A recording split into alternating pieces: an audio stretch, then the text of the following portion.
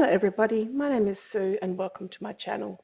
Today I'm here with the Crazy Craft Obsessuion May Crazy Kit as part of their design team.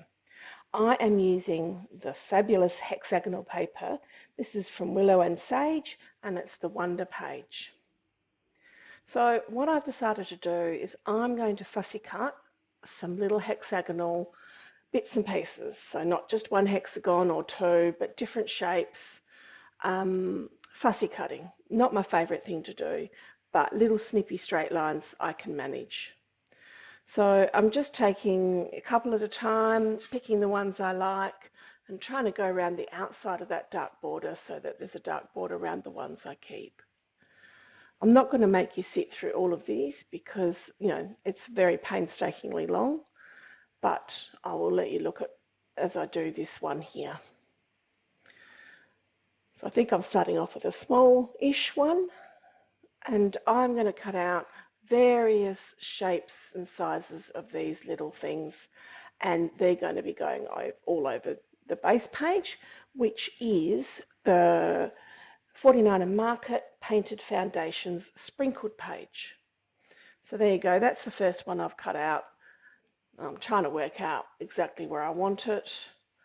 And I've decided it's going at the bottom and it's going to have the bit chopped off. All right. I'm also going to mount my photo on that paper, so I thought I'd do that before I cut the rest out, so I didn't end up not leaving myself a big enough piece to actually mount that on. So that's what I'm doing here. I printed the photo on my home printer. It's got a white border around it, but this little green border just makes it stand out a little bit because the base page is reasonably pale. I'm not measuring this, I'm just looking at, at giving a little bit around the outside. I don't want too big a border, I just want it to show that it's, got the green background in it. Cut it a bit big, give it a bit quick trim. And that's going to be my photo. This is a photo of my daughter and her boyfriend at a party that they have every year. They call it FOMO. So as you can see, I've cut the rest of those out. And now I'm going to do something tricky. So I'm going to use the pen that's included in the embellishment kit. And I've just got a piece of acetate, and you can see with the little holes down the side, this is actually the front cover of a presentation booklet that I got for, something that somebody was trying to sell me. And I am just tracing that hexagon with that pen. And you can see me in a moment, I'm actually going to go and rub my finger over it to make it dry. Make sure that it's dry. There you go. And it's perfectly dry instantly. So these are alcohol pens and they will colour anything, including this acetate. So then I just grabbed, this is just a surgical knife that I got from somewhere, but you can grab any sort of knife that you wish, and I'm just cutting out this acetate. Basically, I'm making my own stencil because I wanted to add a little bit more dimension, a little bit more to the background. And I may have had a hexagon die or a hexagon stencil. In fact, I know I've got hexagon stencils, but are they the right size? And then I thought, you know what, not everybody that purchases this kit is actually going to have the stencils that I do. So I really tried to keep this kit and the use of this kit with most of the stuff that you actually get in the kit. So you don't have to have a lot of other things. Now I'm using my Tim Holtz Distress ink, and it's bundled sage that I'm using, and a little Dauber sponge. And I'm just going to sponge a few hexagons just near where those little groups of hexagons are going to go. So then I don't want a hexagon sponged in the middle of nowhere. So all the sponging is going to be attached to a hexagon, that's already been cut out, except maybe the one that I'm looking at doing right now. But generally they're attached and not floating. So I really quite liked that. It gave it, to me, I felt it gave it a bit of depth. So yeah, that was a tricky little thing I did using just tracing the actual stencil that we originally, the actual pieces of paper that were included in the kit. So you can make your own stencils really easy and just rub it lightly. And I just felt that worked really well. And you could cut more out so that you could do more, but one was all I needed for this one. Kept it nice and easy. So really from here, I think I'm going to do one more. No, I think from here, basically, I'm going to start sticking this down. And I didn't make you watch me through all that. I am edging all the edges with some of that distress ink. I just didn't want the white of the paper to show, just so that, because sometimes my cutting's not perfectly straight. So I distress everything and then I'm sticking it down. Now, some of them I stuck down flat, and some of them, like this one, I've actually used some mounting tape or some dots to mount them a little bit higher. And I've sort of varied the height. They don't all have to be the same height.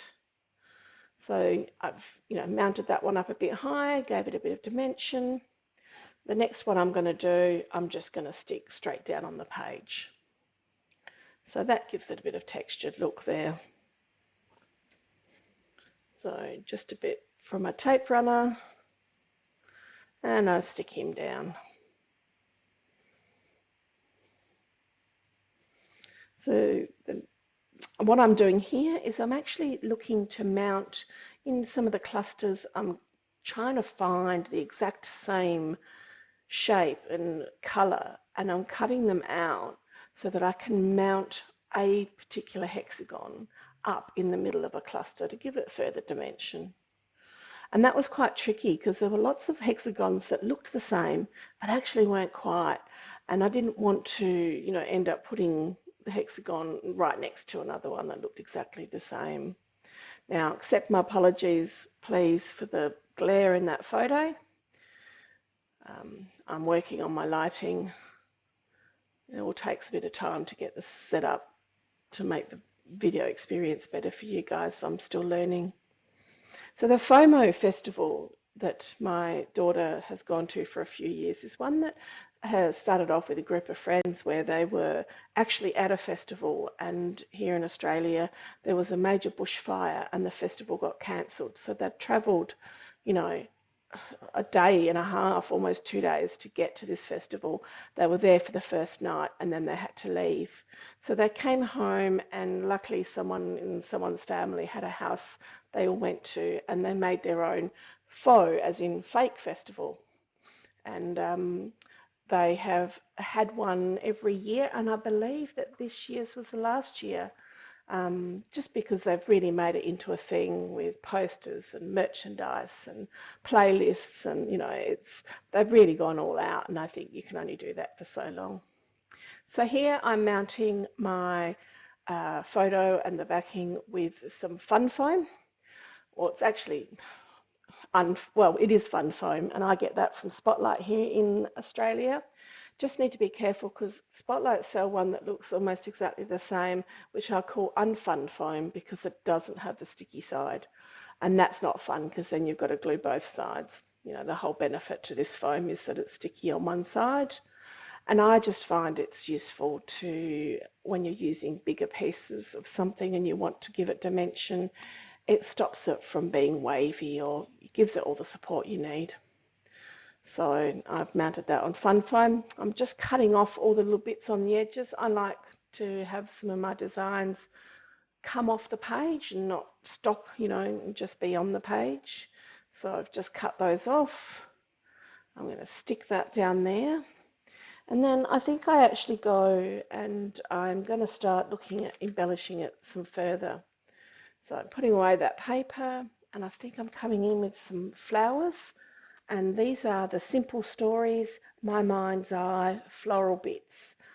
So there's over 55 pieces in that pack, and I've picked out a few that go with the colours, and I'm just going to spread them around my photo a little bit, just to give it a little bit of different point of interest. Just working out where I'm going to tuck them in. And as you can see, this is taking me a little while just to do a couple of photos and a couple of leaves. So I don't think I'm going to make you sit through that whole process either, or this video would be awfully long. But I'm just tucking those in around just to give it, you know, a little bit of a focus and not just look like a square stuck in the middle of a page. So the colours in this pack actually went really well with the hexagons, especially considering they were from a completely different collection. So once again, Cass has done really well in her choices of picking her Crazy Kit. I think that's the main basis of what I want to do. And in a minute, I'll go off and come back when they're stuck down. Once again, the glare, I do apologise.